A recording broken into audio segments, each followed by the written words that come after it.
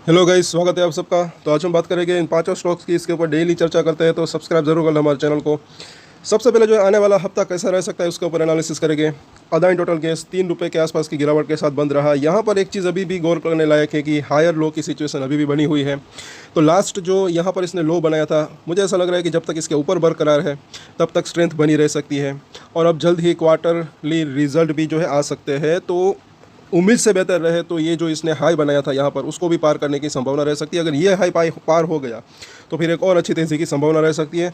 और ये जो 720 के आसपास का हाई था, लेकिन 700 रुपये के आसपास ही 200 दिन का मूविंग एवरेज है, अगर इसको पार कर दिया तो एक अच्छी तेज़ी की संभावना रह सकती है। अभी यहाँ पर जो है आने वाले हफ्ते की अगर बात करें तो अभी लेवल्स के ऊपर नज़र रख सकते हैं, क्योंकि अभी ये जो हाई है सभी के लगभग मुझे ऐसा लग रहा है कि अगर ये हाई क्रॉस करके ऊपर में क्लोजिंग दे देता है तो थोड़ी सी स्ट्रेंथ बढ़ सकती है, अच्छी रह सकती है ऐसा लग रहा है। अदरवाइज थोड़ी सी वीकनेस आ सकती है, लेकिन नीचे में भी सपोर्ट के आसपास नज़र रख सकते हैं, क्योंकि सपोर्ट एरिया भी अभी तो पास ही दिख रहा है।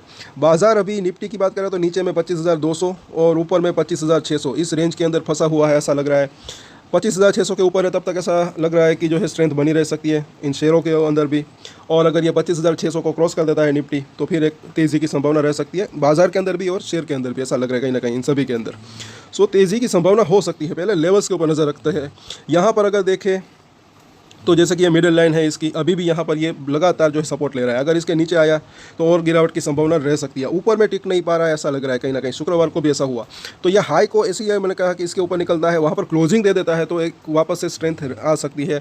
उसके बाद एक यहाँ पर और उसके बाद ये जो ऊपरी लाइन है वहाँ तक जाने की संभावना रह सकती है। अदरवाइज़ यहाँ पर जो है इसको एक अच्छा सपोर्ट मिल सकता है, जो कि 610 का प्राइस है, उसके पहले भी सपोर्ट मिलने की संभावना रह सकती है। और जब गिरावट आती है तो हमारी नज़र ज़्यादातर RSI के ऊपर रहती है। अभी ये 50 के आसपास है, तो अगर ये 30 के पास आता है तो इसके अंदर एक अच्छा बाउंस बैक की संभावना रह सकती है, जैसे कि कई बार मैंने कहा है।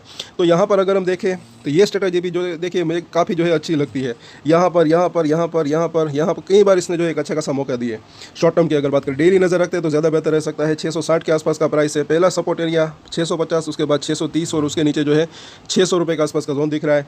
रजिस्ट्रेशन की अगर बात करें तो पहला रजिस्ट्रेशन 680 के आसपास जो इसने हाई बनाया था उसके ऊपर क्लोजिंग दे देता है तो अच्छा रह सकता है ऐसा लग रहा है। उसके बाद 700 का लेवल, 700 पार करें फिर एक 750, 800 और उसके बाद और ऊपर तेज़ी की संभावना रह सकती है।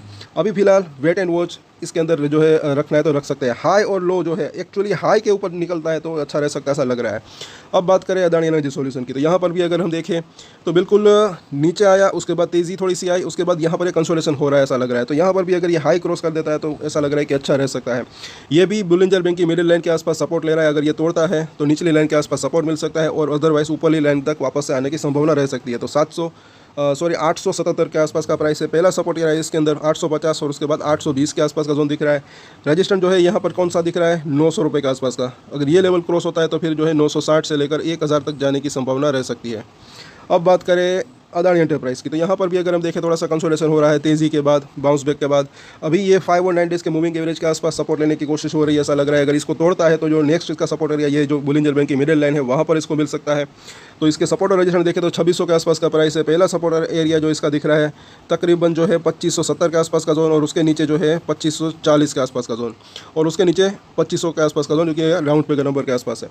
और रजिस्ट्रेशन की अगर बात करें तो पहला रजिस्ट्रेशन जो है इसका तकरीबन 2620 के आसपास का जोन, ये लेवल पार हो जाए तो फिर जो है 2680 से लेकर 2720 तक जो है जाने की संभावना रह सकती है। तो इसके ऊपर भी नज़र रख सकते हैं।